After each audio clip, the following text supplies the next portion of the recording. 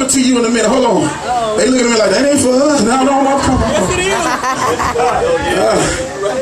That you can be safest when you do it with a pure heart. God, I'm doing it to bless them. In Samuel 1, in our Texas, Prophet Samuel, let me give you another precursor.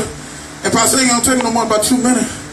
And so God sends Prophet Samuel after Saul sins. He sends Prophet Samuel to anoint someone else for a position that already belonged to another. God is anointing somebody in here for a position you don't qualify for.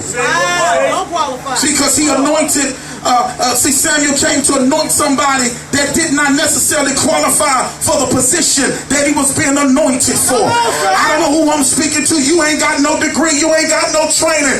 But because you got the anointing, God will give you a position you don't qualify for. You ain't got no war history. You ain't got no war wounds. You ain't got no battle wounds. But because you got a battle ram, God, his anointing will put you in a position where 5 degrees can take you. Look to I'm going to say, I'm anointed. All I need is the anointing of God. All I need is his anointing. Now, many of you try to get a master's degree, that's fine. Now, try to get a bachelor's degree, that's fine. But if you got the anointing of God, it's more. Yes, sir. Didn't agree. Look to neighbor, say, I got the anointing. There's going to be a lot of anointed folk that's running the bank up in here. There's going to be a lot of anointed folk that's running the jail up in here. There's going to be a lot of anointed folk that's nurses. Y'all not hearing me. Look to neighbor, say, I'm anointed. Hold on, man. You about to, oh, now you can't do that. Amen. You gotta hold on. You got to wait. Gotta wait for the last 60 seconds, all I got. The minute God anoints you for a position, the person in the position that you're being anointed for is illegally trespassing. Let me say it again. The minute God anoints you for a position, the person that's in your position is now illegally trespassing.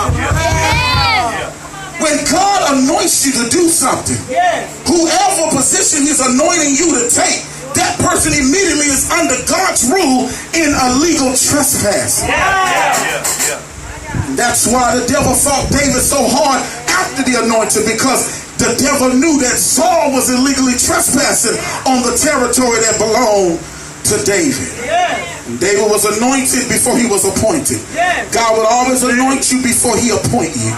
Appointed is the root word for appointment.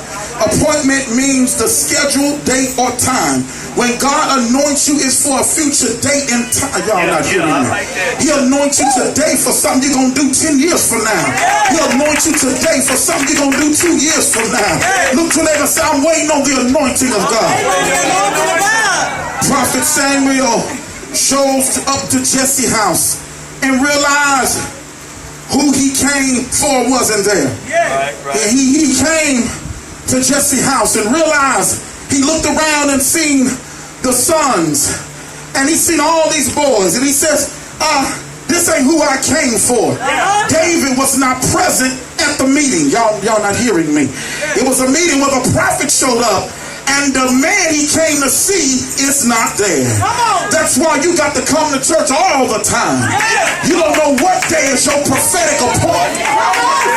You got, listen, let me take you on the ride right quick. I won't go here, I'm going to give it to you free.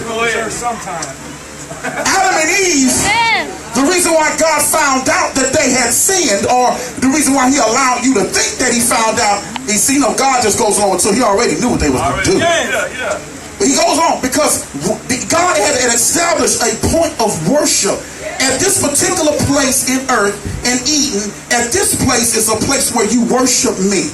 They did not show up to that place of worship. That's why God replied, where are you? Where are you? They didn't show up, so he went looking for them and seen them in the bushes. They wasn't where he said, I want you to be. Why did God know that Abel had been killed by Cain? Because Cain and Abel had a certain place where they're supposed to worship God. And God came, he didn't see the boys, he went searching. He said, where is? Come on, son. See, when you don't show up to the place going to meet you. God start looking for you. Say, where is? Because unless you where God left you, God can't come back and bless you. You got to come. That's why you got to go to church all the time. That's why the devil try to fight you and don't want you to go to church. That's it, son. Come on. That's why the devil don't want you to come to Bible study. Yeah. Listen, you know what I told him? I coach. They want me to have practice on Wednesday. They want me to have practice on Bible study night. Yes. They want me to work. They want me to go on and do whatever. I'm risking losing my job because if Bible study's on Wednesday, I make the boss man submit to what I have. Y'all not hearing it. I'm not working on a Wednesday. I'm not working on a Sunday. Fire me if you want to, but I stand up for God. Come on, son. Come on. Time for you taking back and just gotta give you a real one. Because if me going to Bible study in church is going to make me lose my job, then let it go, baby, let it go. I don't need no job that keeps me from Bible study. I don't need no job that keeps me from Sunday morning service.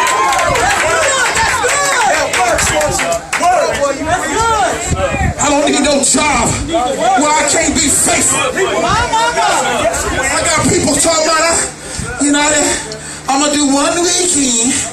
And then 2 weekends on, 1 weekend off. I told the sister, I said, let me tell you something. You start making your boss man respect your God. On the church, I don't work on Wednesday.